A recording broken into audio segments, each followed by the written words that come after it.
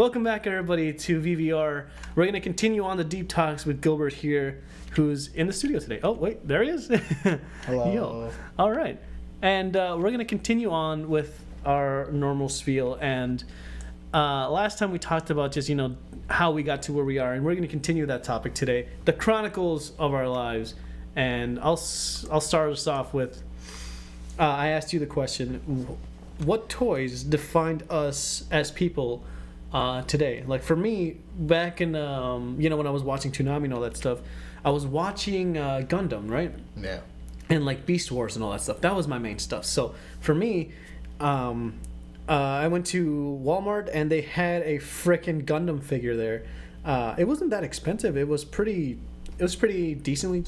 Doesn't matter. I didn't pay for it. My dad did. Yeah. In any case, after I got that, it fueled my passion for anime and all that stuff. So that became the new standard for me. That's what I wanted to do, is to keep collecting. It was still different from American toys for me, and that to me is like what sparked everything. I loved Gundam, and I went on from there. But do you have anything yourself? Any of that good stuff?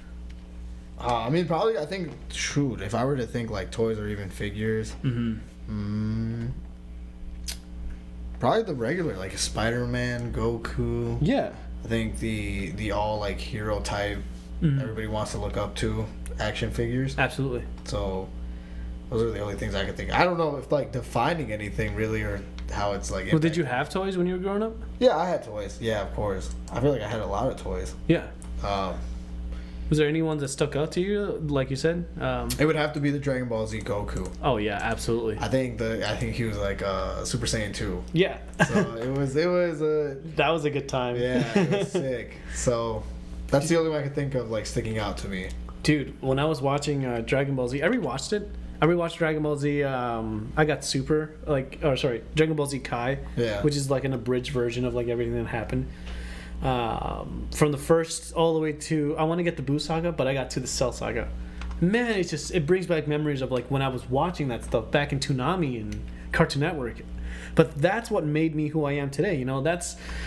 It shaped my mind because like I said, those toys don't exist like here in America. Like I couldn't. Yes, there was He-Man. There was kind of stuff like that around here, like kind of like Spider-Man, Marvel kind of stuff. Yeah. But then you saw a freaking robot, like what the what is this? So that's why when I got it, I got more invested into it, and then I started heavily watching anime, and anime changed my life forever. Right. Like Dragon Ball Z, like we were talking about. Yeah, that one. It was weird because like I remember my uncle gave me a DVD, or no, it was a VHS of a Buu Saga with I think it was Goku fighting. No, it was Goku fighting the androids. Android 17. Saga? Yeah. Okay. And that's what made me go like, oh my god, this is amazing. This is it. Yeah. I think actually it wasn't even a figure that when I got into anime, it was our cousin Hedar's Dragon Ball Z blanket set. Oh, he had a blanket? Yeah, he had a blanket set. So he had Goku's face on the pillow, and then the rest of the Z fighters on the blankets liked that and stuff, sheets. though, right? I don't know. I never really talked to him about it, but I remember when he left El Salvador, I took it from him. Yeah. And that's like, I was like, this is my time. Because I'm like, I love this. Yeah, of course. And it intrigued me to like look it up or try to find, I would go to the library and find like the books. Oh, and, the mangas and stuff? Mangas and just read them. And I'm just like, it was me and Alvaro. Yeah. At the time. So it was cool. Yeah, definitely reading that stuff, man. That brings back good memories. That's what I'm saying. Like, those are some stuff that's like it changes in us as well. For me, was there? I guess my anime that stuck out to me was like, I was watching everything from Toonami, but Dragon Ball Z is definitely one of the biggest ones. Did you have an anime that stuck out to you that like you reflect now? It's like, oh my god, this actually is different. This actually makes me, I don't know, feel something for it or whatever. I think it was Cowboy Bebop. Yeah. I think literally the philosophicalness of like behind it is just ridiculous, and it hits. Even Trigun, I think those are like my top two animes of like watching these. Definitely like curved the way of how I think and like do and feel. And well, those are two totally different ideologies, right? Because you got Trigun, right? Trigun, if you guys don't know, is like you have a man that is wanted for killing an entire town. And nobody knows how he did it, but he's known for that, right? He's known for just this is like really nerdy stuff, but it doesn't matter. He's known for like obliterating a frickin' whatever. and he's known as the $1 billion man. Yeah. Like the highest bounty anyone could ever give him. He's like the most dangerous man alive. But secretly, he's actually a pacifist. Yeah. He doesn't want to fight anybody. Most nicest guy in the world. Yeah, but he wants to go, or he's just going out about his way, and he's trying to find. Well, later we get into the anime more. He's trying to find his brother, who is the one responsible for like everything that happened to him, which gets revealed throughout the story. It's a little long. I think the first couple episodes do a really good job at introducing you to the world, but later on, the meat of it, like once he actually meets his brother, and then you start to see the story that's really heartfelt and really sad, actually. Well, you see flashbacks too of his past, of why he is the way he is and why his brother is, and you feel for it each time. You're just like, oh man, like this. Dude, this he was relatable. just put in a terrible spot, and it that's what I'm saying. It stems as him as a kid, which like we learn a lot through like movies and media. That's why like anime. I learned so much through it, and that's what changed me as a person. Like when I was watching Suzuka was one of my first favorite romance animes of all time, and then oh my god, it's like things like that of like what like I don't know, just coming out of my shell and like I don't know, perceiving love is like a different way, you know. But those are really Suzuka being more mature than oh my goddess. But the main thing is like that's what like made me want to like I don't know, explore more of this, like, who I am. And that's why romance animes have always been, like, one of my main genres in anime. But I like action, too. Like, my top 5 favorites. I don't know if you have any top 5, but for me, number 1 is Code Geass. Okay, oh yeah. I think that one just is... It does everything that an anime... that you want an anime to do in terms of, like, action, drama, political... everything. Yeah. And it pushes a story forward. It's like... You know what Dune is? You know what Dune? There's a movie coming out called Dune. Yeah. There's a book that inspired a bunch of shit.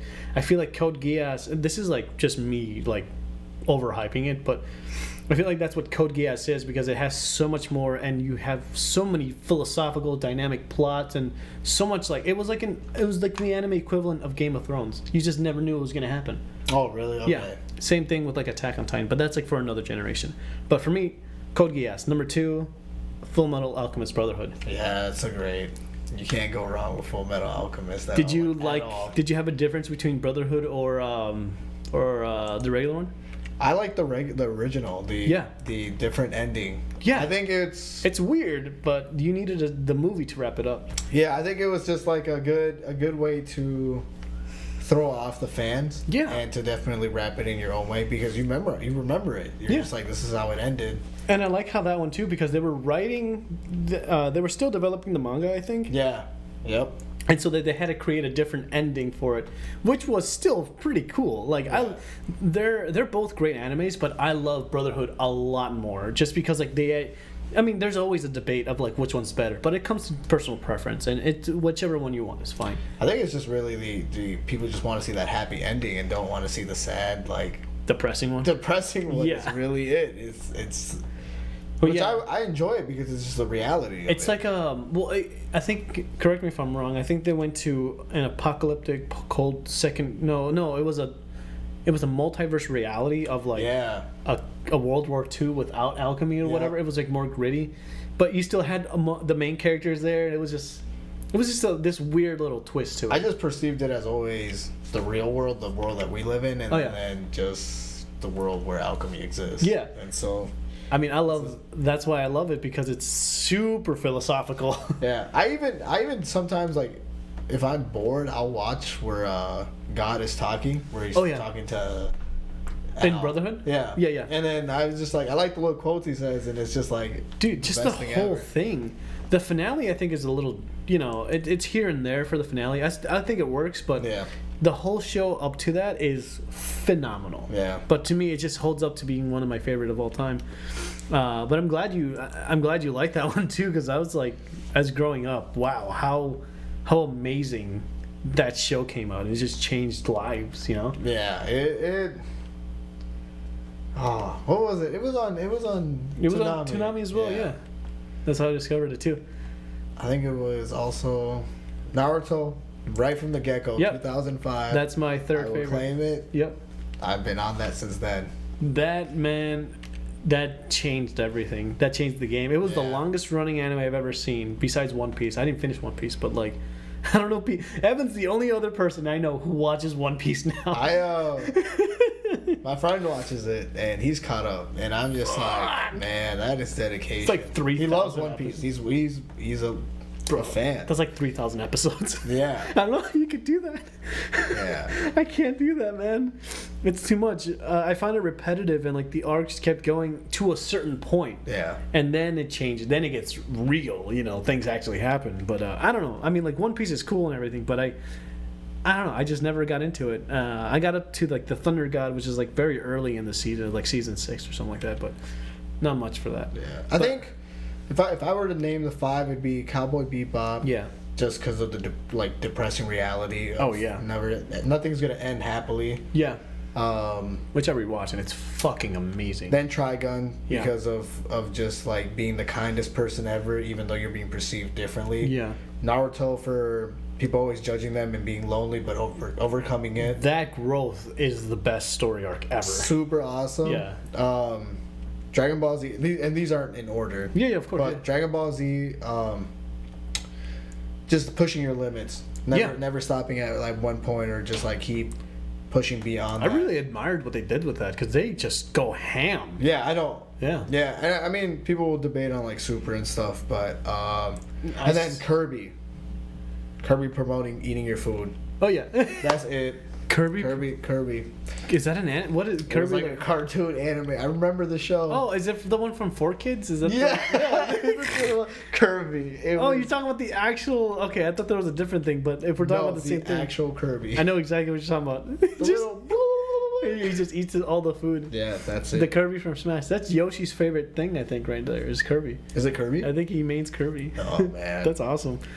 But, man, it's just interesting where we come from, right? Because, like, for me, anime, and then later on, I started watching movies. And, I was watching movies with Ed, and he would be watching stuff that are, like, it just opened my eyes to, like, wow, he's watching something that's more mature than what I've been watching, right? Yeah.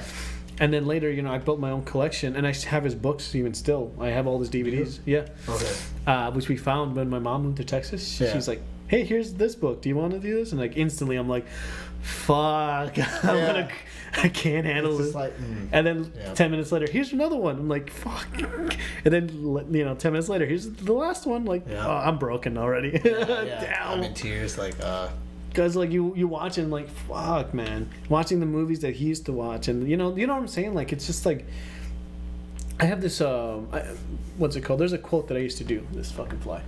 There's a quote that I used to do of like you can read a book when you're like 5 years old, right? But when you read the same book when you're 10, it changes. Yeah. And then when you read the book 20 years from now, it changes its meaning. Like the words are the same, but the way you perceive it, and then the story that builds in your head, because you have much more understanding of the world, changes. Yeah. Do you have a perspective of it? Exactly. That's why it ages like a fine wine. That's why like movies to me do that for sure. But do you have a movie? Do you think that like what's it called, that made you think of more deeper, more bigger things, or the movie that you loved or whatever? Ooh, movie wise, wow, you really throw me under the bus, man. Yeah. I can't think of books. Look, if I've read it over the years and it's changed, it's been Cat in the Hat. Oh yeah. I'm sorry to slowly say it. These kids are on something else. Why? Why not? They definitely found mom's stash. To be imaginary, like a cat, in a hat. Perspective. But why that book out of all the books? I'm not gonna lie, I don't know, it always, like, Dr. Seuss always intrigued me as a kid. I was just like, kids were reading like Narnia, like Bridge to Terabithia. Yeah, actual books, thick ass books. Yeah, like at that grade, I was just like fucking 5th grader reading Cat in the Hat. I'm like, I enjoy this. I was reading Goosebumps and Animorphs. Oh, those you guys if you remember those. Fucking Animorphs. There was a TV show. I forgot if it was like on Disney or whatever the fuck. No, it was on something else, but it scarred me as a kid. Oh really? Yeah. Oh, the Goosebumps show? No, it's called Animorphs. So it was a person that like turned into an animal, like a giant. Like it was more prosthetic, so it wasn't CGI. Yeah, it was freaky. Oh, it was an actual show? Yeah, I remember the books. I didn't know it was a show. It was freaky. Really? And it scarred me as a kid, and I had nightmares about that. Of like me transforming into like Piglet from me. Yo. Like Piglet from Winnie the Pooh. I don't know. Oh man. What crossed in your mind?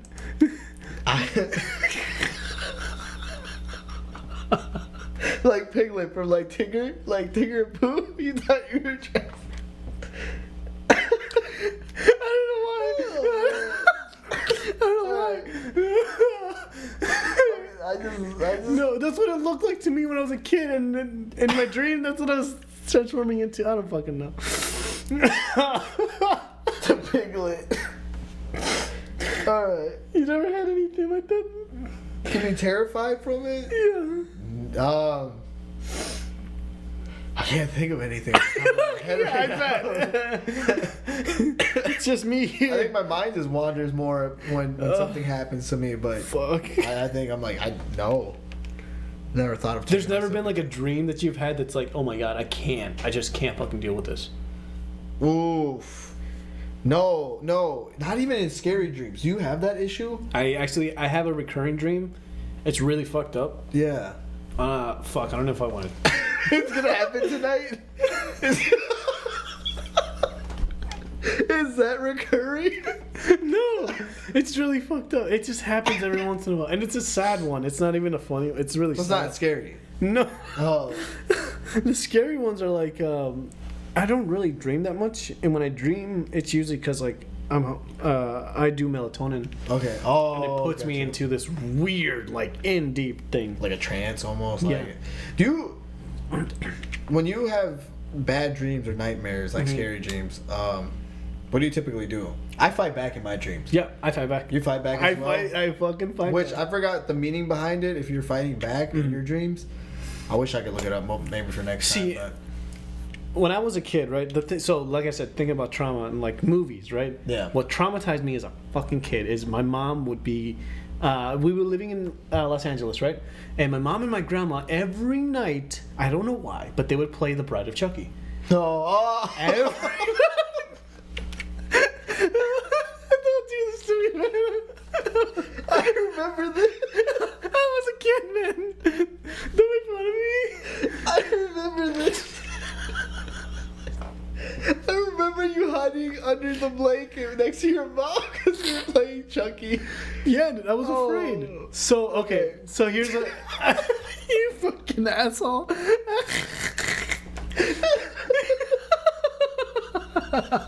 Okay.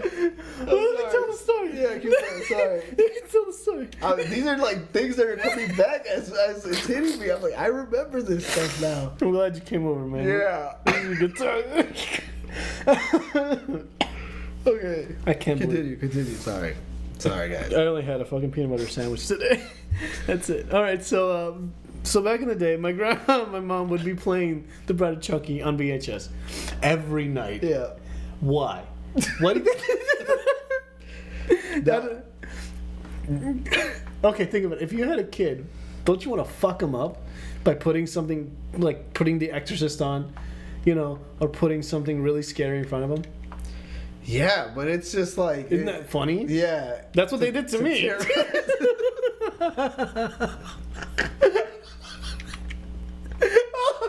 Did they tell you that Chucky was going to come and get you? It was just always in my head, man. Oh, no. So what ended up happening, right, was that, I was scared. I was scared, and it was in my mind that everywhere I turned, he would be, like, behind me or some shit. So there's some nights I couldn't even fucking sleep, right? Yeah. Later on, how I confronted this is what I'm talking about, right? Like how we confront our trauma and our fear and everything. Because I couldn't sleep sometimes. I was afraid if I even heard the word. Go ahead, yeah. Dude,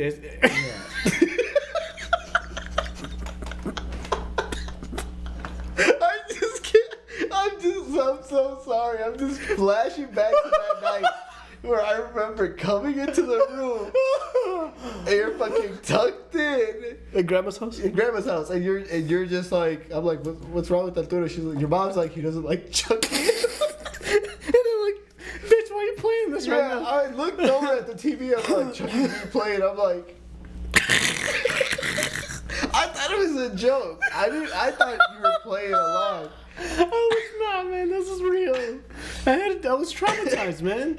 So how I dealt with it, you know. So I dealt with it after Grandma's house, right? Yeah. Because I'm like, oh, you did? Yeah. I was like, fuck this. I don't want to be like this anymore. I don't want to deal with like this. Yeah. I don't want to feel like if I even heard the name, or whatever. Like there was one time where we were before I dealt with my trauma, we went to go see Van Helsing. I remember this so vividly. Yeah. And in the trailer for Van Helsing, the trailers before, they played The Seed of Chucky. And it started off as a fucking baby.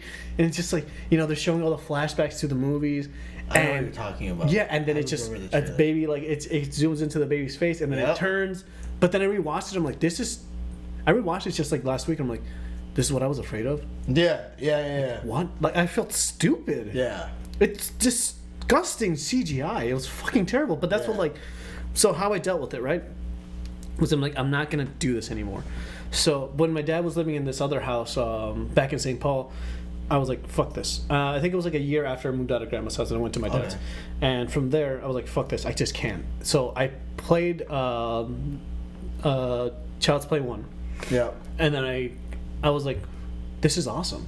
Yeah, it's weird because like I relate. It's like I don't mean to say this in a weird way, but like I understand the mentality of Chucky. Yeah. And I deconstructed him as a serial killer to like the doll. Because it's just when I took the doll out of the equation, it's just a person in a doll. Yeah. You know, it's not a demonic doll. It's a person that was put into a personality. Doll. Exactly. Yeah. But then I'm like, oh my god, because I was so irrational and such an angry person, like at the time, like during my teenage years, I related to that.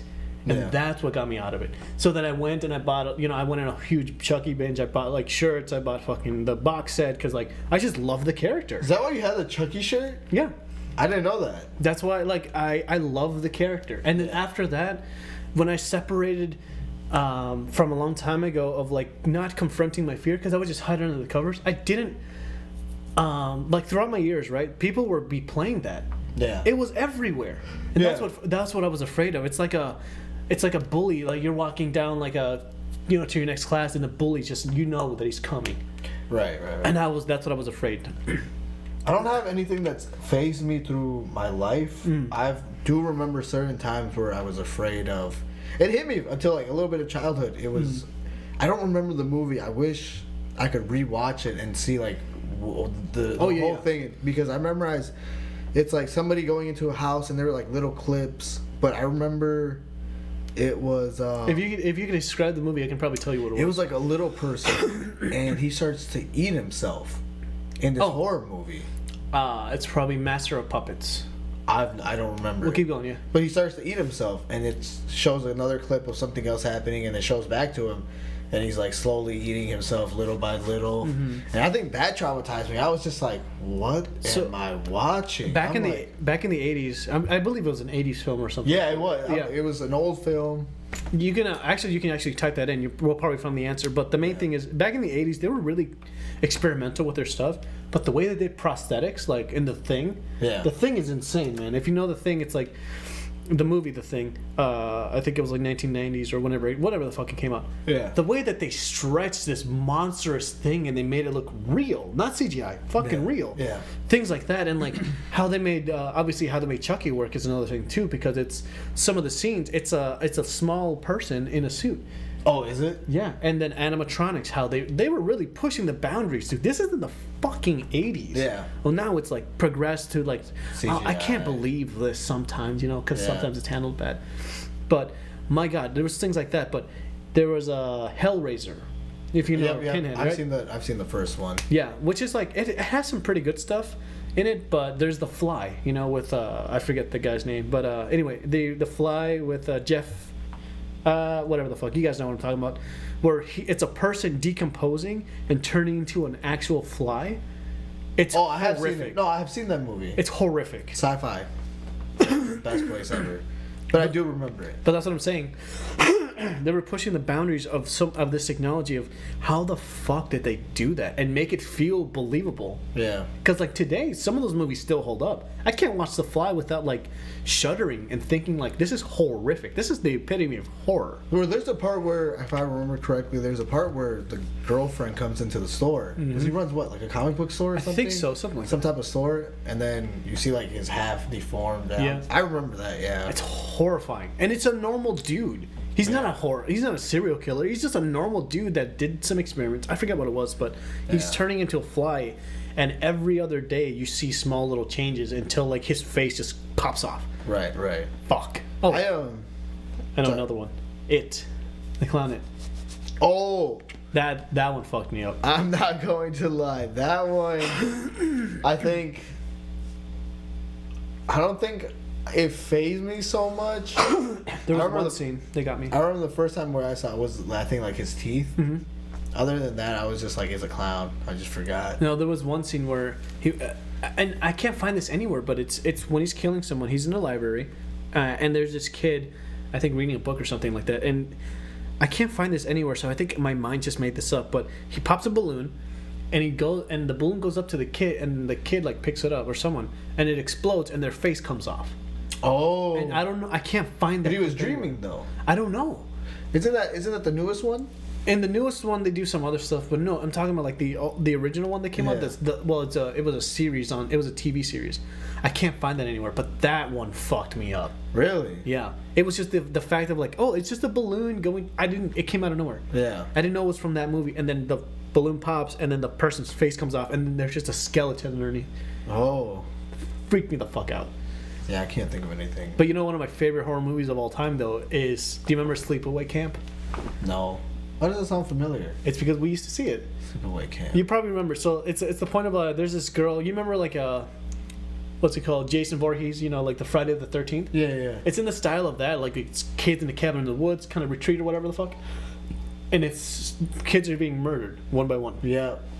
And you don't know who it is. At the end, this is what the movie's so famous for. Well, infamous. It's not really famous, but you find out that the girl, the main character is a girl, but the one that's killing people is a boy. Yeah. So the last shot is her holding a knife with her pants is off and everything for some reason. I don't remember why, but she has a dick. Oh.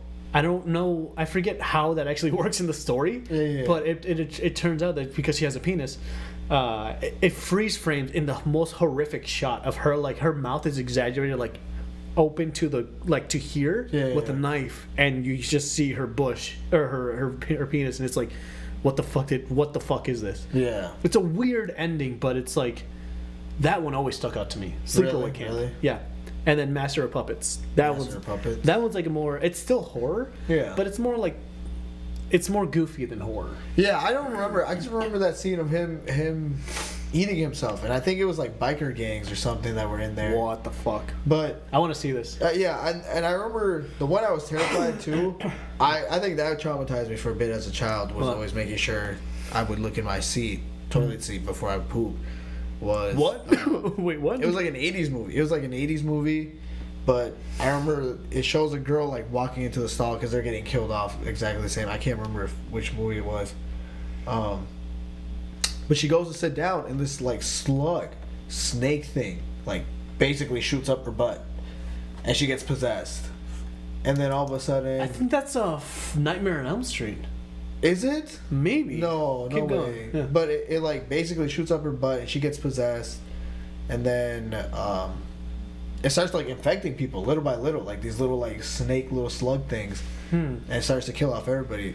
At that point, I always check the bathroom, make sure that I never had check for slugs. Slugs, yeah, little snake slugs that were gonna shoot up my butt. You know, this is funny. This is why I talk about like traumas and stuff.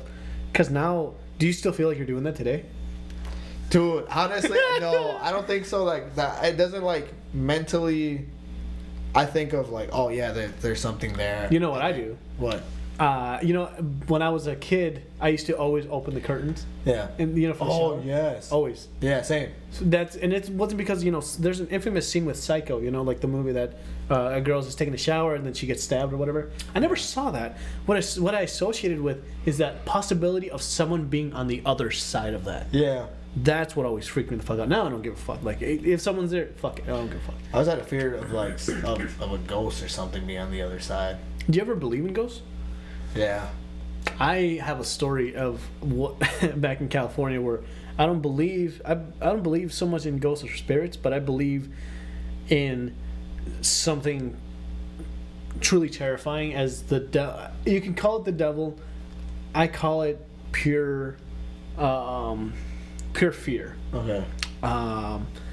So back when I was in California, like I said, I don't think I got over my fear of Chucky yet, but I was still like cautious and stuff. And I was a kid. I was just doing stupid things. So what's weird about Cali, where we were living at, there was always a party happening outside. Yeah. Always. And it was like, it's strange because like, okay, even though there was a party, I know that like my mom's out there or whoever the fuck, and they're just having fun. But like, eventually the lights would turn off. So yeah. I would wake up at like, I think one time I woke up at like 1 a.m. Me and my cousins were there. Hey, look, do you need something? Water. Sorry, I just didn't want to interrupt your story. No worries. But continue. Because it's recording on you, so. Oh, it's over there. It's by the twin cheese. You're good. No, I could always cut this. Alright, sick. Watch. I just go 3, 2, 1. I look for that spike, and that's where I find it. 3, 2, 1. So, there would always be a party outside. So for some reason, I would. I woke up at like 1 a.m. and I was sleeping downstairs with my cousins and my grandma on the first floor. On the first floor, there's these windows. We were sleeping underneath the stairs. They have like a little bed, and as soon as you get off the bed, here's in front of the. If you turn left, there is the wall with the TV, and it has windows, and then there's the door to the left. Yeah. So normally, like, everyone's inside already. I thought that the party was over, but the lights were on. Yeah. So I'm like, whatever. I don't know what the fuck's going on. So I go use the bathroom, and I come back, and I realize that like the lights are flickering. Yeah. This is so vivid in my fucking mind. It scares me to. It doesn't. I guess it doesn't necessarily scare me. It just makes me like think in the right time, in the right environment, something terrifying is waiting for you. Yeah. That's what this made me realize. So I go there. I talked about this in the Twin Chickens podcast. So I go to see like who's out there, and I can't see anyone. The lights are on, and people are talking. Yeah. It's like a full-blown party outside. Yeah. Weird Twilight shit. I look outside. It's pitch. It's like the lights only cover like a certain amount, distance. But there's like a party going on. And I don't know what the fuck. So then I go to my bed, and I try to go back to sleep, and then the lights turn off. And then I hear like a super demonic voice. It's so vivid in my mind. And it screams out the name of my cousins. Oh, really? Yeah. It's the scariest moment of my entire life. Yeah. The lights come back on. Party, like the lights don't come back on, but it's like all the party, all of the noise, everything, it's like someone just put mute. Yep. And everything just turned off. Scariest moment of my entire life. And that's when I believed in the devil. Now, I believe that there's something more to it. There's something, I believe that, whatever you guys think about religion or the devil or that stuff, I think it's more complex than that. I think there's something more out there that's derived out of fear that's being conjured. Yeah. Whatever it is. That to me is the most horrifying experience of my life. Yeah. I can't explain it. Yeah, it's kind of fucked. That's super. I was like 14 or something like that. Yeah. Oh, so it's like not young enough to be the point where you could probably have imagined it. Like you're at a point where you understand what's actual real. I can comprehend. Yeah, exactly. And I was like, "There's no way that this is fake." It shook me to my bone. Yeah. I couldn't sleep. I don't think I would sleep. No, I couldn't sleep. I don't think if I heard that. The only way I fell back asleep is that like I just kept looking at my grandma, and then I just kept thinking about her, and then just like thinking that whatever just happened is past. Yeah. That's the only way I fell asleep. Yeah. But it was like an hour after. The weirdest fucking shit ever. I've had moments like that. I guess while I'm sleeping, where you think almost like scary stuff, and you start to like get fearful and panic, and then I'm just like, oh, I don't like this feeling anymore, and then slowly calm myself back down. But I've never had anything crazy like that. Also, like you're saying you believe in ghosts. What made you believe in ghosts? Oh, I have a great ghost story, which people are gonna think I'm fucking nuts. This is what we're talking about right here. People think I'm just gonna go. This is the good nuts. shit. This. Is I the good remember. Shit. We were which one? Well, my mom experienced it with me too. So we both cannot be insane. You know, one is like, I think I was like 7. Yeah. And she must, whatever age, but she's old enough. She's an adult, right? Yeah. So it's valid because you have 2 perspectives on it. Exactly. One from a child and one from an adult. So I think my sister was almost like 2, and she would always play with like by herself and always have like this little imaginary friend. And yeah. I forget whatever their name was, but she would give a name. There was a name, yeah. There was a name to it. So we just kind of thought like maybe she picked it up from a movie, or it was just it was weird. But there was a night where my mom and my stepdad were fighting. Was I living with you guys at that point? No, we were at the apartments. This was past Grandma's house, so I must have been 8. Okay. So we're leaving. I think you guys were still. No, I think you guys left at that point. Or still were there. You were still at Grandma's. I remember we're leaving the apartments, right? And my mom parks around the corner. And my sister goes, "Oh, you have to let blah, blah, blah, blah in." And at that moment, the doors unlock. And my mom stares at me to see if I did it. And I stared at her to see if she did it to be... So let's just pretend like that's my exit, right? That's my door. Yeah. So you guys were both about to head out. No, we're in the car. Sorry. We're in the car. We're in the car around the block of our apartment, just because my step parents were fighting. So my mom wanted to leave, so we got in the car, and we parked around the other block of the apartment building, and that's when my sister says like, "Hey." You guys were still in the car. Yeah, she's like, "Hey, open the door, blah, blah, blah, wants to come in." And the doors unlock at that moment. So it was like super well timed. Yeah. Where it said it, Was it late at night? It was late at night. Yeah, I have a theory about that. So it was at late at night, and my mom immediately... I'm getting chills right now as we're speaking of it because I remember it. So my mom locks the door and starts the car immediately, drives the fuck off, just goes. She's gone. We went to Grandma's house right behind the parking lot. Yeah. She dipped immediately. She could confirm it till this day. We've talked about it where she goes insane. She does not believe it. And my sister is like, "Yeah, I remember an imaginary friend, but it was but she doesn't know. Not too much." And I have a thing where I think her imaginary friend still stuck around with us way much longer than anticipated. Why? Because there's more to it, to that. Because eventually, a couple years later, she stopped mentioning about the I forget the name. Yeah. But probably good that you forgot the name. But this is the thing. Okay, you know how we were still in the apartments. You see how your blinds are? Yeah. Okay, we had a balcony out. Yeah. But the blinds are still set up the same way yours are. Right.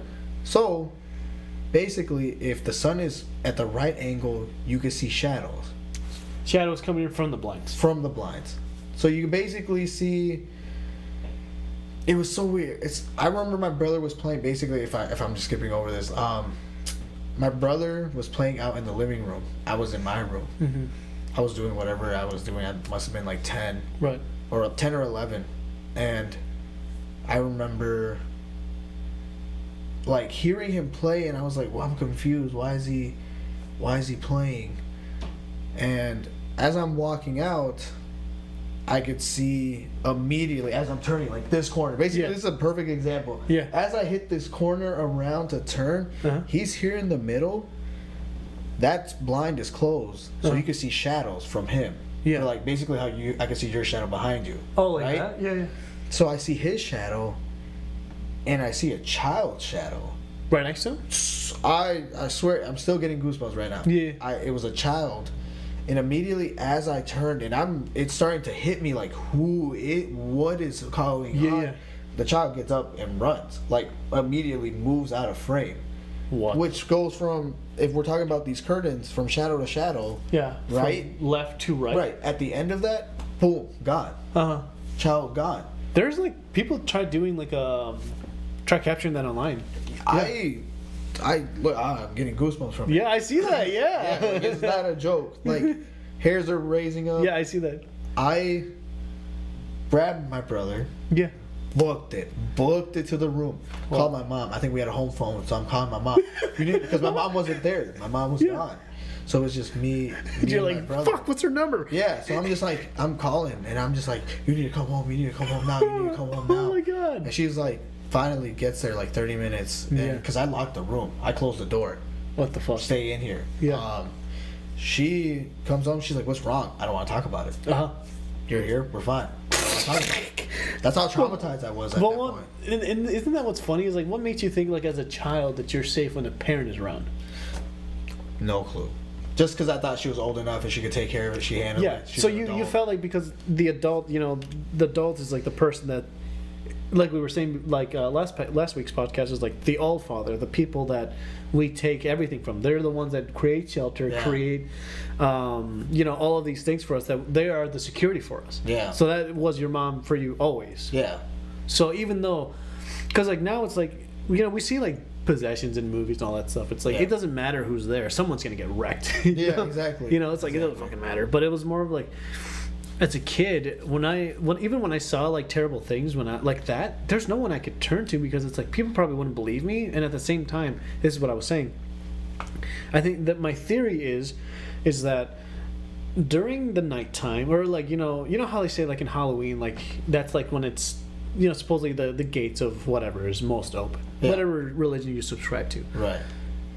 And that's when like terrible things start happening on that day, or like terrible things, but things seem a little bit more obscure than normal. Right? Yeah, I think that holds true in any time if you put yourself in this state. Yeah, of not negativity, but this, like your parents fighting, right? That leaves you in this like either anger or just vulnerable state.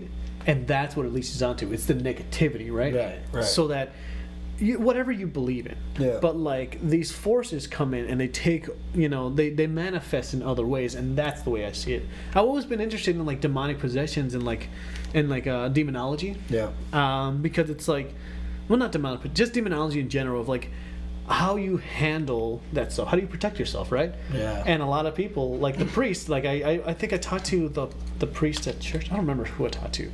But I wanted to talk to someone about this because I'm just like a nerd that way. I'm like, dude, what do you think of this movie? Like, The Exorcist, what do you think of like demon possessions? To like a priest. And he's like, if you have the faith in God, there's nothing more powerful. And I'm like, well, how come these movies tell it different? And they're like, what?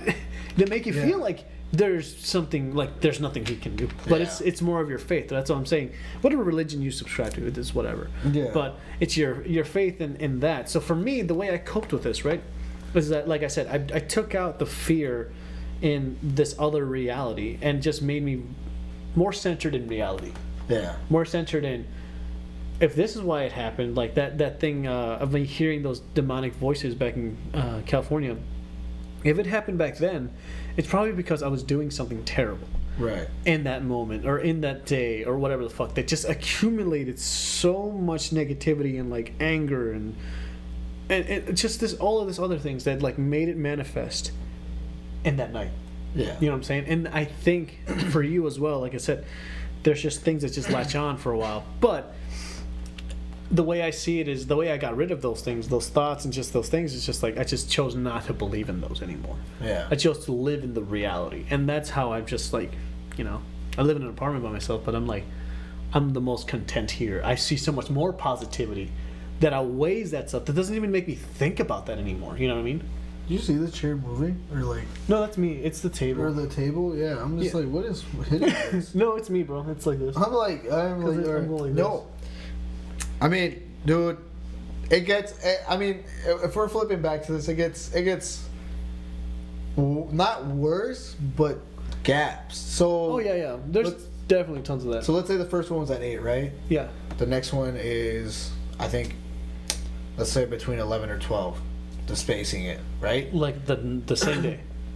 Not the same day, but years. Oh, 11 years. So I was like 8 years old.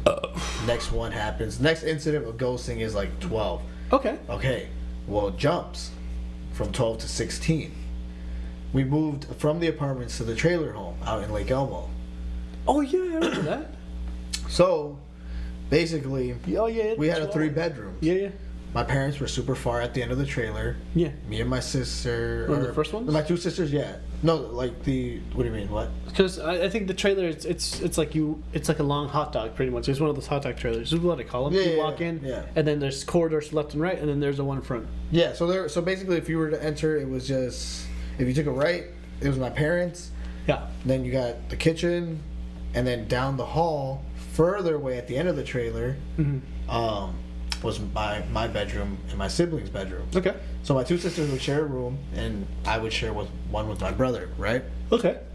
So, one night I come home, I'm 16, I'm out at like 1 in the morning. This is what I'm saying. I think it happens around this time. So, nighttime.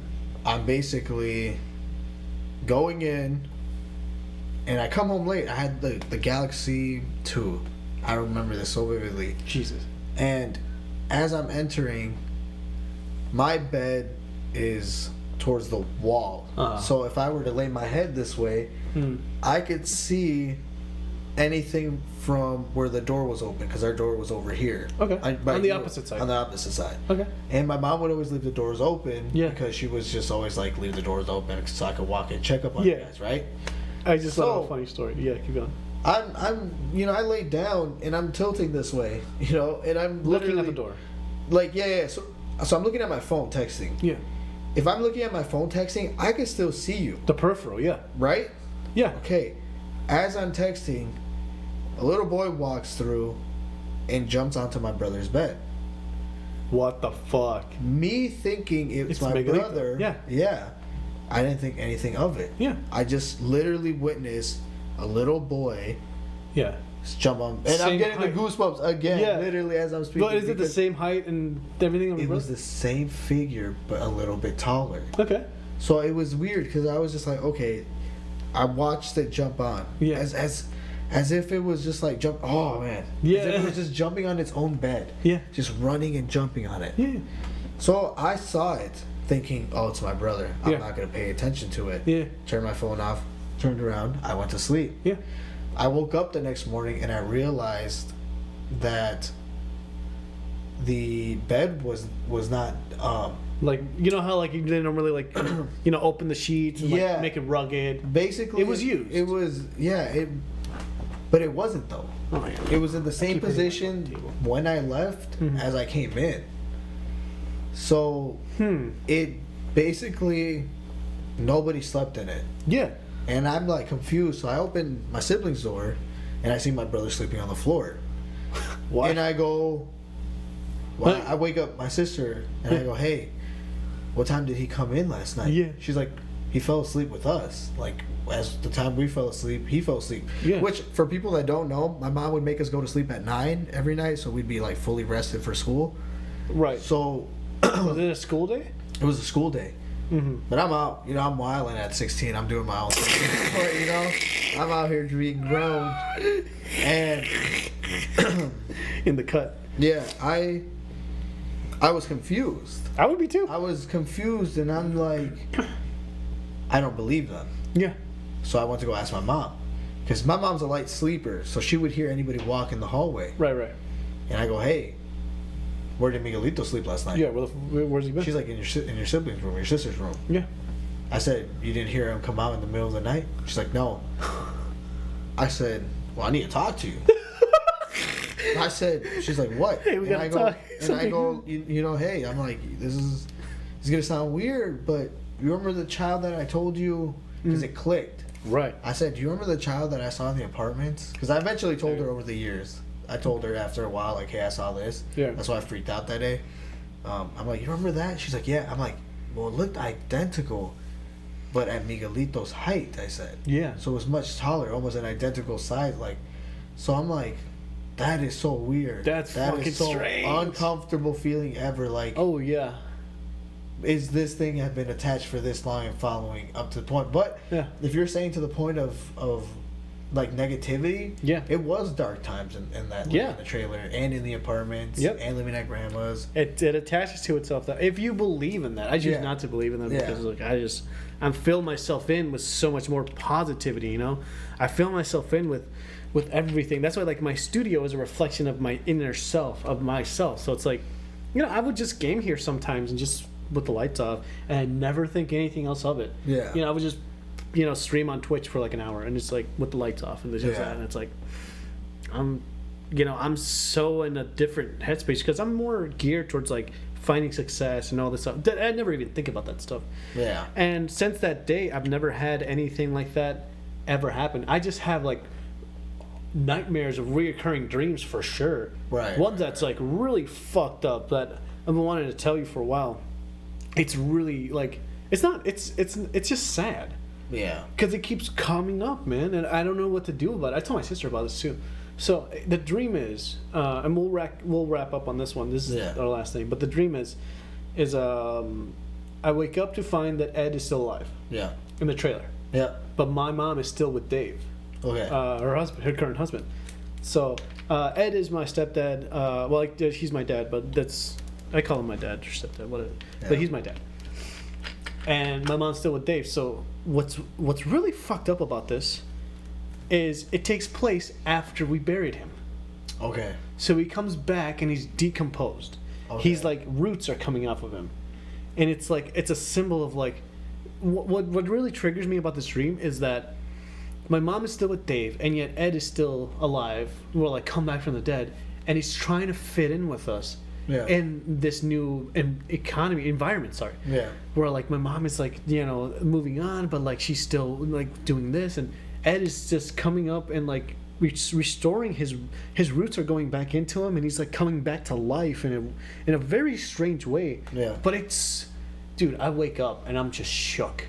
Wake up, I'm like, because it hits you like, oh my god, if he was still alive, shit like that. Yeah, it's like, it really messes with my mind because it's like it felt real. It felt like this actually happened, like this day, that event of him just like talking to us back in the trailer park, just like sharing a moment or whatever.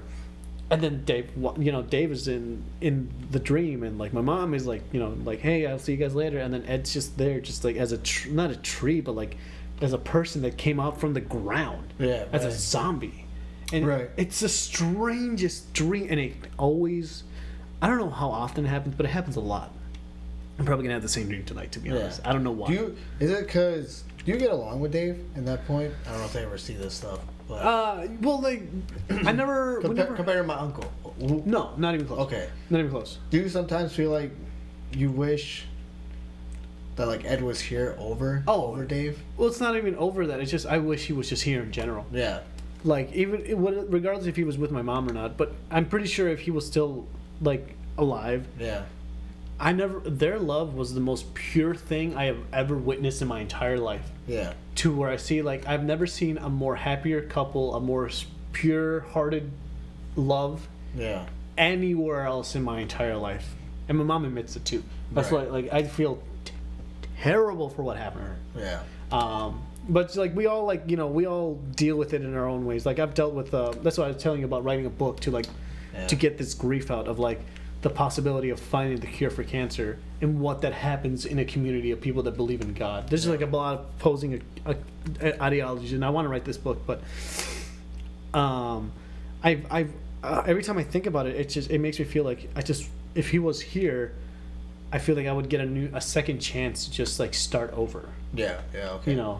Because now I'm a person now. Before it was an asshole. Yeah. I didn't care. Like there was points where like he was in a coma, and my mom would be like, "You need to be here. What are you doing?" I'm like, "I'm at school. Like I'm just running a club." Like yeah.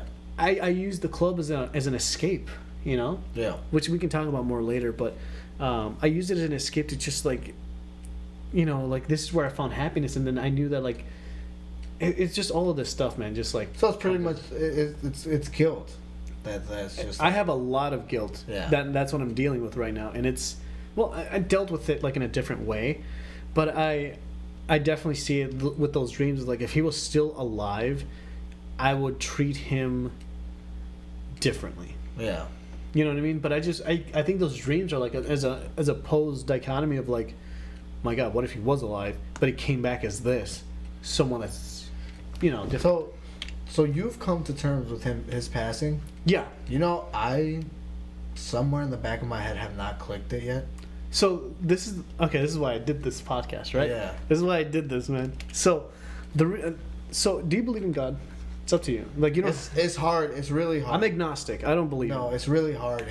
I believe in a higher thing. Yeah. God is. I don't want to diminish anyone's like ideologies or whatever, but I believe in something higher. That I believe in a bigger thing, because there's so many things that happen in life that make you think like, if there is a God, this just proves it. Yeah, or if there is something, this definitely proved it. Right. And that's happened to me a lot of times. But the way I rationalized at death, right? The way I made it sense in my head, because at the time I was just like, we did everything. Yeah. To try to, to try to keep him alive. You know, after his second cancer came back, we got a spiritualist in. They got married through the church. They got married through a spiritualist. They got a blessing. They did a bunch of stuff to basically take out this thing that was inside him. Spiritually, in a very spiritual way. And they did it through the church as well. And we did everything, you know what I'm saying? But then what really made it for me was, at the point I was hating God. Mm-hmm. I was angry because I'm like, you could take anybody else. Why? Yeah. Why him? You know what I'm saying? You could take anybody else. And this is like the point where, like, this is how I rationalize it. Is that we didn't love him, or my mom even tells me that, like, we just didn't appreciate and didn't love him because, like I said, during his time where he needed me, I wasn't there. Yeah. You know what I mean? I wasn't there to give him my love and support. This is why I live life differently now. I live life with, like, if you're in my life, you're gonna be in my life. Right. You know, I'm gonna treat you and love you in the respect that you can, or whatever, and the amount that you can. But if I can give you all my love, I will.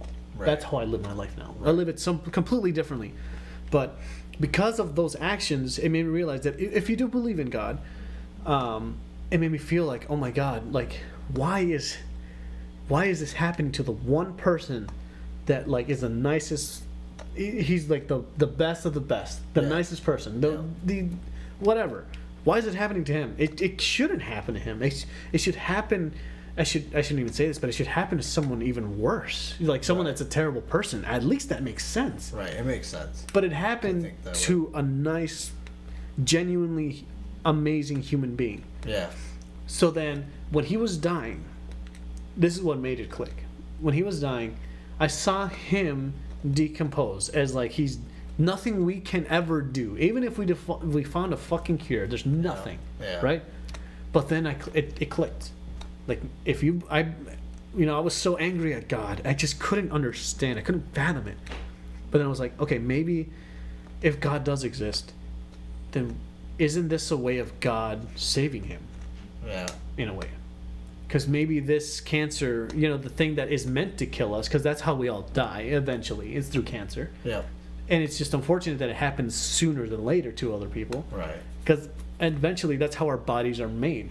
They're made to, live a certain amount of time and decompose at, later in life. With its natural lifespan. Yeah, and we die through cancer. That's the normal thing. Yeah. It's the inevitable. It's the way things are written and the way things are set. Fountain of youth kind of stuff. This is, like, really going out there, but, like, the fountain of youth, if you know what that means, it's the key to immortality, the Holy Grail. Things like that don't exist. They're myths. We want them to be real, but they don't exist because of that. So then I thought, as he's dying, I was like, maybe this is God's way of saving him. And then all my anger, all of my hatred went away. Mm-hmm. And then I took, there was so much that happened there. There was so much more. But then I was like, oh my God, this makes sense. Like, everything just clicked. The reason why I'm agnostic is because I don't practice that religion.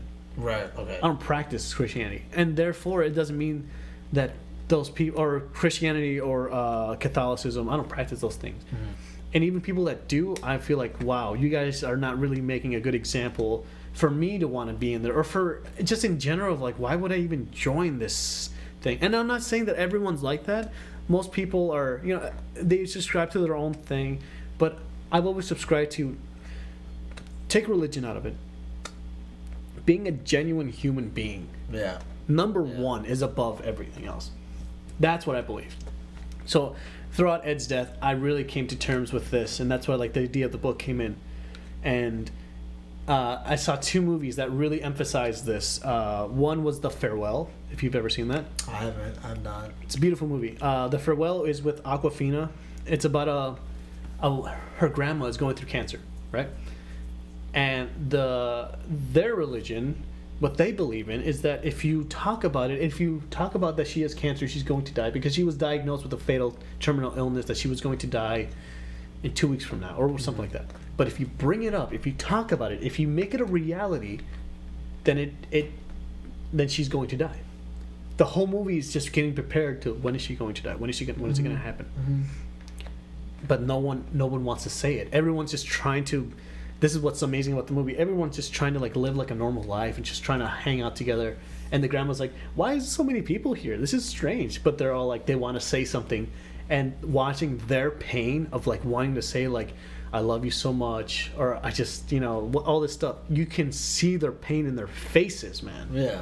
And they want to say something, but they don't. And the movie ends with her living till now. Oh, really? It's a beautiful message of like making this, taking the fear out and making it just a wholesome moment, Yeah. There's so much more that happens to it. But the last one that I just saw was like, I believe it was this year. It's called Our Friend. That movie, it's on my VVR channel. Definitely check out the review for it. I'll leave a link below. But that movie is, what's it called? You have it's like a married couple. Just imagine my mom and Ed, right? Yeah. And it's the wife that's going through cancer. And you get to see, that movie broke me. Really? You get to see it all again. Man. It fucked me up. But what was great was that the friend is played by Jason Segel, and Casey Affleck, and what's it called? Can you hand me that charger over there? My computer's about to die. Watching Our Friend made me really relive that again, because you get to see it's not a happy relationship. It's a really broken relationship, actually. Yeah. But it's just about the two people finding love in the worst time of your life. Yeah. When your partner is dying, and how do you cope with that? And they have kids. Oh, and they really? go through that whole thing. It's really heartbreaking. But you have Jason Segel, who comes in, and I have heard of it. Yeah. Yeah. Okay. It's an amazing movie. So Jason Segel comes in, and he's the one that helps them be there for them as a person, not as a love interest, not as like a wanting for money. No, he's just there as a person, and he helps them deal with all of this stuff. Basically, what we went through. Yeah. It is so heartbreaking and touching at the same time, because it's what we went through. Right. And that movie is just like, oh my god, I got to see it again. I got to experience it again, and it destroyed me. Yeah. But it made me feel different. Made me feel good. It was a bittersweet feeling. Okay. For sure. I highly recommend that movie, because it is Oscars all around. Amazing. Really? Yeah, I think it's fantastic. I think it's fantastic. Anyway, any closing thoughts about that? We went a little over time. No, I mean, it just hasn't clicked. I mean, I fully realized the concept of death and him passing away. Mm-hmm. But I remember it was some event. I saw everybody, our aunts, Hasey, Irene, all after? of them. Yeah, everybody was coming. It was afterwards. It was a couple of years. It was maybe like a year or two ago. I'd say 2 years because of COVID. So everybody was together, and I kind of look up, and I'm looking at everybody, and I go, "All right, when is Ed coming?" Yeah. Everybody kind of looks at me like, "What?" And I'm like, "Yeah, when's my uncle coming?" Yeah. Like, when is he gonna show up? And they all like were phased at me. They were just like, "What the fuck are you talking about?" Yeah, they probably thought you were on something. Yeah, and I was just like, it hit me. I'm like, "Oh, that's right." I'm like, he's not coming. Do you think that you regress that memory from what happened a long time ago? From 2 years ago? Yeah. No, from when we were going through that stuff. Going through it. Did you like just not forget about it, but you put it in the back of your mind because it was so painful that you don't want to think about that? Yeah. Yeah. It was a like I said, the concept of him just passing away is like, I get it, everyone dies. But it was just like, it just felt normal. Everything that came with it, I just shoved it in the back. Yep. And it's not a normal thing, but that's how you know that, like, to deal with that is it's difficult, because if you don't learn how to deal with that, your own inner turmoil, when something bad happens again, it's just gonna stack and just keep going. You know what I mean? Dealing with that stuff, it's a very difficult thing to do because how I dealt with it was I had a cathartic moment. Yeah. Everything just clicked in a moment. I realized he wasn't there, and I realized like, and this is what some people just don't really know. It's just like I was there with my mom after the whole process with my mom, and then her finding somebody to like ease her pain, because when she found her next partner, it wasn't just to jump into another relationship. It was just that she was going to kill herself. Right. Which, no, I don't think anybody's ever mentioned that. I think people gloss over, like our family definitely glosses over that. Like, I think, I'm not gonna lie, it was a shock. It was a shock to like, be like, wow, you know, but it made sense. It was to me. It was just like I wanted her to get out of that as soon as possible. Yeah. I didn't know what the fuck. Now I know. Yeah, right. I have that guilt for me forever. Right. Because now I know what I could have done. Right. But back then, like, whatever it happened. So we went to, I was with my ex-girlfriend at the time, and we were just going, we were going to eat at Benihana's, and we brought my mom there, and, you know, she's just not even there. Yeah. But, you know, there was just, like, some guy flirting with her, and she was just like not even there. But like, you know, she went out, she just tried to, her friend Nancy was the one that took her out, because dude, when you go through something like that, nothing is normal. Yeah. Other people are like, what the fuck is going on? But they're not there. Yeah. They don't see what's actually happening. I was there. I saw everything. And it totally made sense that like, we're kids, we can't do anything for you. But when she went out with her friend, just having a girls' night, just going to these little parties. Yeah. Finding life again, and then finding a partner in that, to me was a blessing. And then, you know, my mom says that she, when her and Dave were together, my mom said that she had a vision of, Dave had a vision of Ed looking over them. Yeah. I think they told you that, but like, and it's like, it made it feel like it was okay. Yeah. When I heard that story, and that was years after, like it was like a year or so after, like they met or whatever. But I know that, like, to each their own. I'm just glad my mom doesn't have to go through that anymore. Right. Because that is a horrible, like, that's worse than death, I think. Yeah, that's one of the things. It was a lot of years of dealing. I feel like emotionally, I don't. How do you deal with that? Even afterwards, it's just like everything that you went through, and then at the end, it's just. Yeah. It just makes you feel like that's why, like, I didn't think it was. I try not to look on the negative side, because if you look on the negative side, like, this is what life amounts to. Yeah. It's miserable. But but then you look at it, it's like, no, you should. The way I took it is like, no, we have to celebrate each other. We have to be there for one another. We have to love each other in a way that's healthy, respectable, and it's just involved. You know, we have to do that, regardless if someone's dying or not. You know what I mean?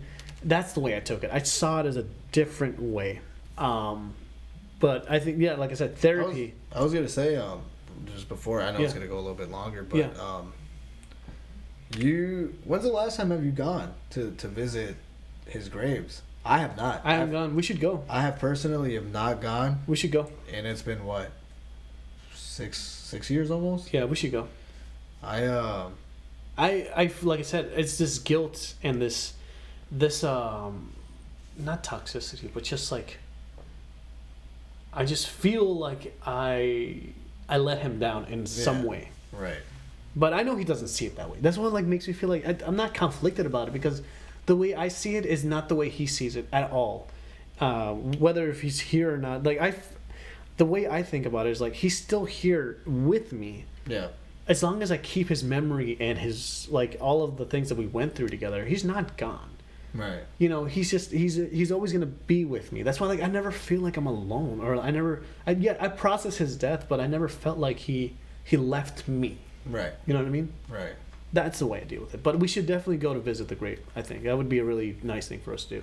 I think I would break down. I think I would fully just mentally collapse. I think it's good, man. I mean, it's good to do that. And then it's, like I said, therapy is like what processes you all that stuff. And it's a tough thing to do, but it's like, this is why I made this podcast, is to talk about these heavy hitting things that there's many thousands of people that definitely go through this. Right. But like, just like you just haven't processed these things, or just don't know how. I just choose not to. Yeah. I just shove it in the back of my head. But why? I think it is so overwhelming and it's too much. It's too much to think of. It's too much when you're doing it by yourself. Yeah.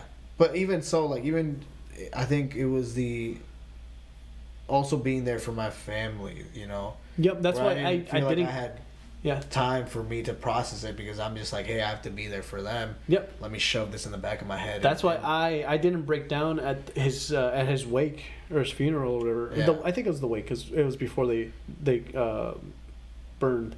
Yeah. What's it called? You remember how my mom was? Yeah, hysterical. She was completely gone. Hysterical. Yeah, and I was just like, no, I was. Yeah, we were keeping it together. Yeah. I was keeping it together until I went up to the casket, and I broke down for sure. But like, I was trying to keep a straight face, trying to keep it all as best as I could. But I definitely broke down there. Yeah. But after that, I was just like, I have to stay sane. And my mom even looked at me. She's like, look, I think she was talking with her friends, and she looked at me. She's like, wow, he's actually keeping it together. And then my mom looked at me. She's like, I know he's not. Like, I know he's doing his best, but I know he misses him. And you know, and then I turned around and I saw his casket, and I was like, I'm fucking done. Yeah. That's it. That killed me. It was tough to see that because you were just like, I just saw you a couple of days ago. Yeah. Even years ago, it's not identical of what you were, or at least in my image of like. I feel like if I recall, like my uncle, I recall the times of us playing, soccer. Yeah. Like little chubby stomach, you know, the little goatee going, like. Yeah. That's how I remember my uncle, just playing on the field. That's how you should remember him. Yeah. Don't take what you saw as him as an empty vessel. That's not who he was, and it's terrible. But like I said, the saving grace for me, if you believe in God, that's God's way of saving him. Yeah. You know, that shook me because I remember that once you guys lived in the trailer, basically I had my own thing going on, right? And I was just like, I never had the chance to come around. But I think it was like because I remember him at that healthy weight, and then the next thing I know, he's like skinny. Yeah. Skin and bones. And that's when it hit me of like, whoa, you know, like. This is real. Yeah. Like, what just happened? Absolutely. You were just healthy like a year ago. What just happened throughout this whole time? And that's what people don't realize is that we lived through that. I lived through that, and he was my dad. Yeah. But I still have this guilt of like, not avoidance, of just like, I just didn't know what I could possibly fucking do to be there or like to save him or whatever. But that's not really what it was. It's more of like, he just wanted me to be there. Yeah. That's what my mom wanted. That's what he wanted. Yeah. And that's it. It's a simple thing. The simplest thing. He just wants you to be there. That's what you got to keep forward. That's what, like, going to visit the grave, I think, is a really nice thing because like, it just puts you into perspective of like, I'm not the same person. We're not the same people that we were years ago. You know what I mean? We've changed and evolved, and trying to understand each other is, each other's like guilt and trauma and all that stuff it's what's going to get us out of like most of this stuff. I think it's a very healthy thing to do. Oh my God. We'll end it here. Yeah, this is a very long thing, but I'm glad we did it. I'm so glad you came in. We definitely went over, but yeah. Do you do a part 1, part 2? Yeah, we should. This is good, man. Let's figure something out. Let's end it here. Yeah, for next week. And thank you guys for watching. I hope you enjoyed this thing. And we're not trying to exploit my stepdad's, what he went through. It's more of like this is what's, what made us who we are. This is our guilt. This is what. For me, it's the trauma. It's the horrible things that like we wish we could regret, and we go through all these things. But anyway, I hope this was insightful for you guys. I hope that this was, in any way, just kind of like something that you guys can relate to if you've ever lost someone or just gone through this stuff. But we talked about a lot of stuff today. So in any case, thank you guys for watching. We'll see you guys in another episode. Bye bye.